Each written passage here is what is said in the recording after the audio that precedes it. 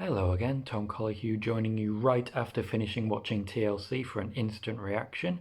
If you like what I'm doing here, please click like, it'll convince me to keep going. Have a listen, have a share. Let's get right into it then, because there was a lot happening on this one. We had a pre-show match, bit of blood in that. You'll see there's a few moments that are a bit bloody or a bit confusing as you go through. A few potential injuries, we'll look into those a bit more detail. In the kickoff show, they announced that the women's tag match would open the show. It ended up main eventing the show, as I mentioned in my preview. They later mentioned that the tag match between the New Day and the Revival would open the show, so in the end we got there. Andrade versus Humberto Carrillo, which was announced just before the show as being on the kickoff, was a solid match, very entertaining. Both men seemed slighted by being on the pre-show. That quite often results in the best matches, so I will take it. We had the opening match, New Day and Revival. We always knew this one would be good. Kofi on a mission for a lot of this match. Really brought out the best in him. Big E did that thing he does where he does the dive, the spear through the ropes, that looks like he doesn't like the idea of a fully functional neck. You get that vibe? Sort of like Kota Ibushi. What am I going to do? Well, I'm just going to land on my neck. Well, no, but we can do it so you don't land on your neck. Land on my neck though. Revival gave as good as they got. There was a couple of moments from top ropes. There was one beautiful moment where a suplex from the top rope on Big E was supposed to go through a ladder. It didn't. You could see Big E getting frustrated, hitting the canvas. He wanted to go again, so they went again. New Day win, New Day retain. We'll see what happens here with the Revival. Would imagine they'll drop out of the title picture for now.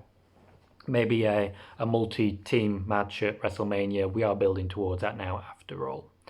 Next match was Aleister Black versus Buddy Murphy. As expected, Black did win, but Buddy Murphy got to look very good. When they first entered the arena, there wasn't much of a pop for either man, particularly surprising with Black. However, by the end of it, there was a pop for every attack, every hit. There was a brief dueling chant. Even though Aleister Black's face was just covered in blood, he looked gruesome in the best possible way. Good match, hard hitting, I strongly recommend it. Probably match of the night, pretty much as expected. We moved on to the Viking Raiders, defending in an open challenge, turns out against the OC. Again, as I mentioned in my preview, they were the favourites, and that was a rumour doing the rounds. So the match just sort of happened. They announced just before the match that a lucky family had won all-you-can-eat KFC, and they were at a table at ringside. I think we all know where that is going, and that is exactly where it did go. Someone got put through that table. Anderson, in this particular instance. The match ended in a double countout. I don't understand why. On that one, it seems confusing, because the OC have lost to the Viking Raiders on several occasions, so what's the problem in losing to them again?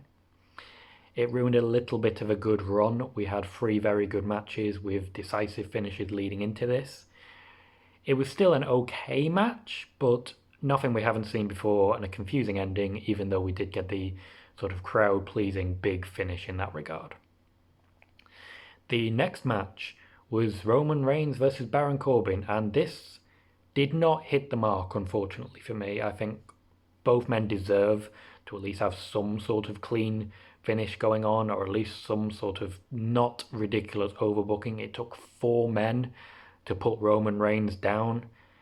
There were a number of ways you could have done this. You could even have gone just a basic injury angle, have Roman with a bit of a twanged knee. They decided not to do that. Corbin looks weak. Roman looks too strong, which was of course a long-term problem with Roman Reigns. They have to start being aware of that eventually. You're going to get to the point where Roman's being booed again. You cannot do that. You have to give him a couple of clean losses, and Corbin could have done with something decisive at some point in his entire career. Come on, give him something. He's working hard for you. Not a match for me. Nice to look back on the history books and see a win for Corbin though, and at least Roman didn't kick out of End of Days. Always a good thing. The next match was I nearly said the Fiend. Nearly got me there. Next match was Bray Wyatt coming out to face The Miz. Confusing entrance, given that he came out and Michael Cole was talking about all the different times he comes out, and he does this when he comes out. Bray Wyatt in this incarnation has not come out, and he certainly wasn't communicating with fans in any previous incarnation. So let's not talk about that. The mallet made a return. That was an interesting one.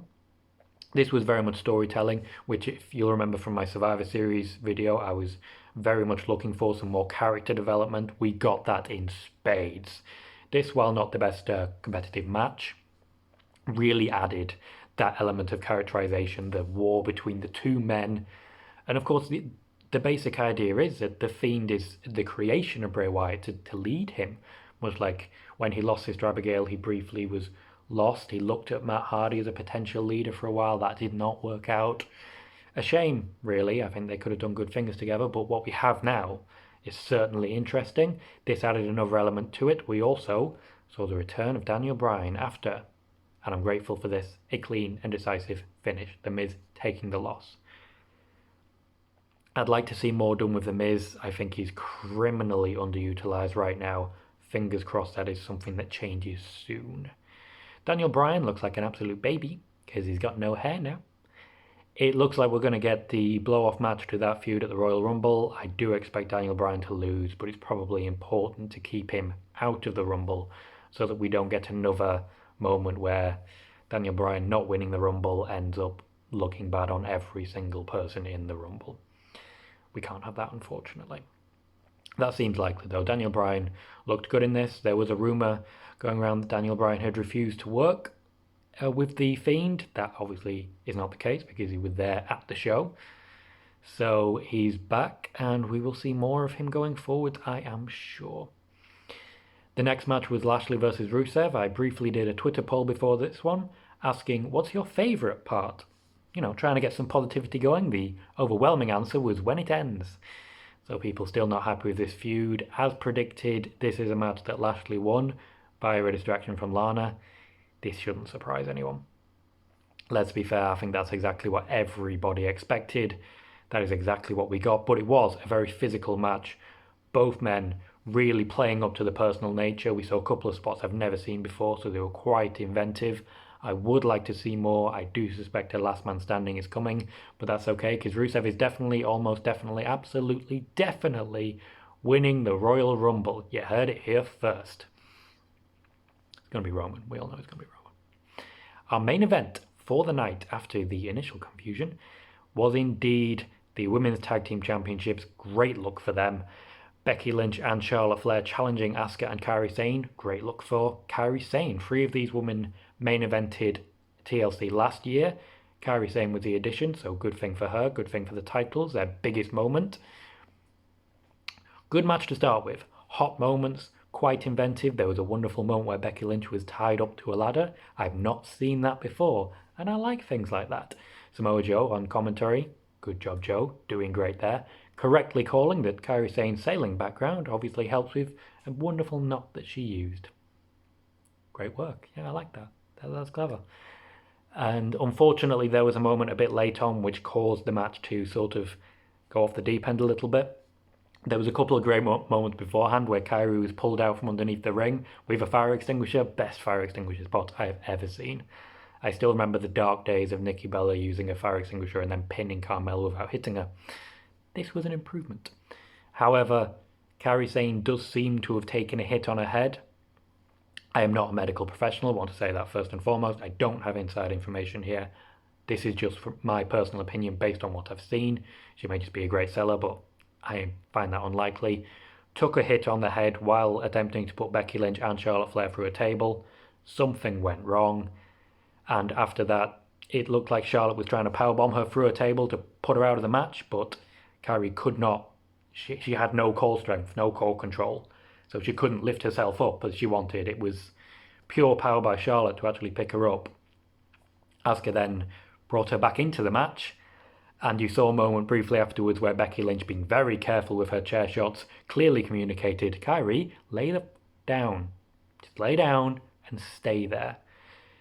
Asuka would put Charlotte Flair through a table from a top rope position, eliminating her. We ended the match with Asuka against Becky Lynch, which is the story they are trying to tell leading into the Royal Rumble. Asuka would take the belts.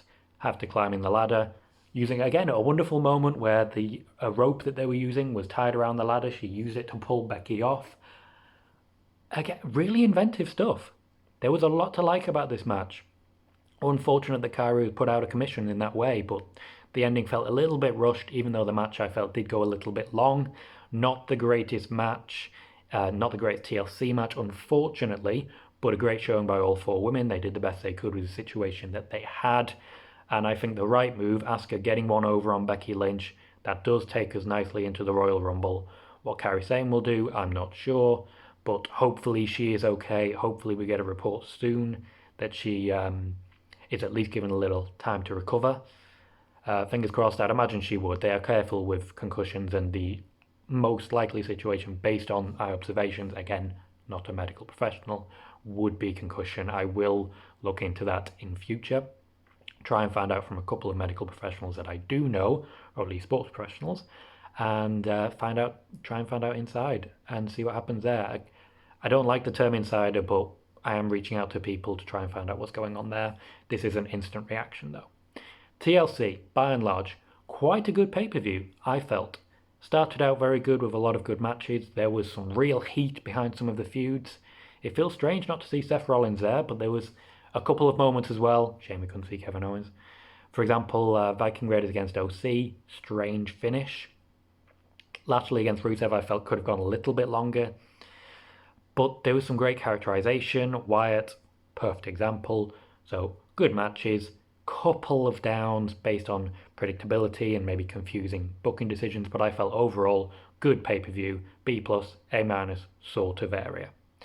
Please let me know what you think. Have a comment, have a like, please let me know. You can follow me on Twitter, you can talk to me there.